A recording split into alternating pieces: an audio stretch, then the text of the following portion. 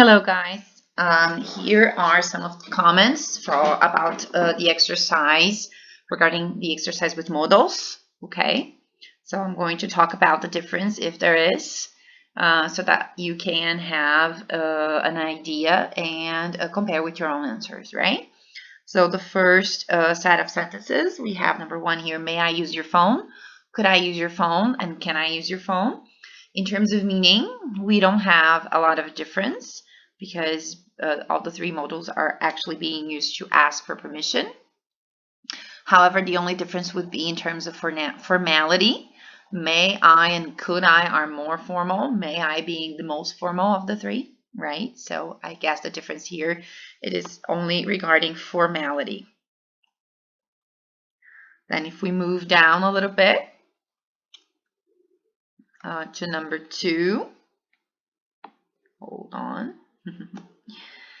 So you should take an English course, you ought to take an English course, you're supposed to take an English course, you must take an English course.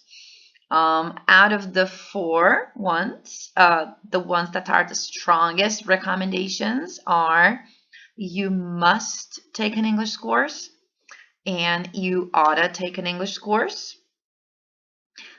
These are the 2 modals that have the strongest impact in terms of recommendation, almost as an obligation.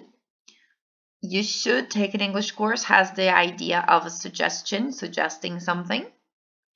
Whereas you're supposed to take an English course is more like it's a suggestion, but it has to be also, it has to do with criticizing the person. You know, when you're supposed to do something, it's because you should have done it before, but you haven't done it yet. So people who use this sentence would be criticizing the other one, right? Then in number 3, you should see a doctor, you had better see a doctor, and you have to see a doctor about that cut on your arm. I would say that letter C, you have to see a doctor, is more serious, is more like of an emergency. It's more like, okay, dude, go ahead and do it because it's very ugly, right? You had better see a doctor about that cut on your arm is also a very strong recommendation, right? And should is more of a suggestion.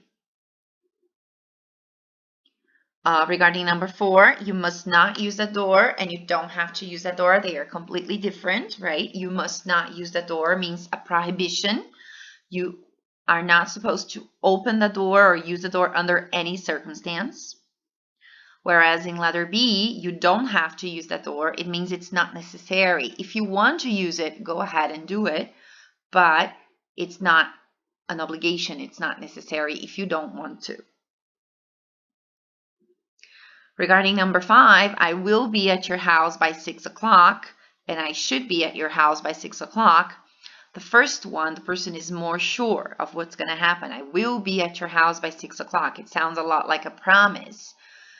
Whereas I should be at your house by 6 o'clock is a possibility or a prediction, which means I want to be at your house by 6 o'clock, but perhaps other factors might stop me from not doing it, like, I don't know, traffic or a previous appointment, right? Then if we look at situation number 6 here, so there is a knock at the door. Who do you suppose it is? If you say, what's the difference between saying it might be Sally, it may be Sally, it could be Sally, and it must be Sally? The only one that is actually different is letter D, which if you say it must be Sally, it's because you are expecting Sally. You know that Sally will visit you. Whereas letters A, B, and C, might, may, and could, they show that you're not sure. You knew that Sally might be visiting you, but you were not sure. She didn't really call you or send you a message saying that she would visit you.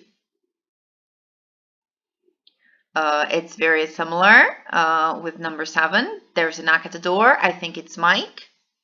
And then the other person replies, it may not be Mike, it couldn't be Mike, and it can't be Mike. Letter C is the one that has the most, the degree of certainty, that is the highest, because the person knows that it's impossible that it is Mike, because perhaps Mike is somewhere else, right? And then it couldn't be Mike and it may not be Mike also are a deduction.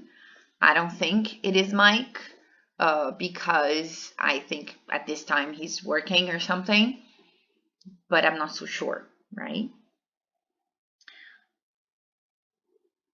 On number 8, you have, where's Jack? And then the answer, the possible answers or replies, he might have gone home, he must have gone home, he had to go home, in which he had to go home. I'm very sure he probably told me, Jack told me that he was going home or texted me or something, right? He must have gone home is a very, I would say, possible prediction, because you maybe knew that Jack was having, some problems or he needed to go home.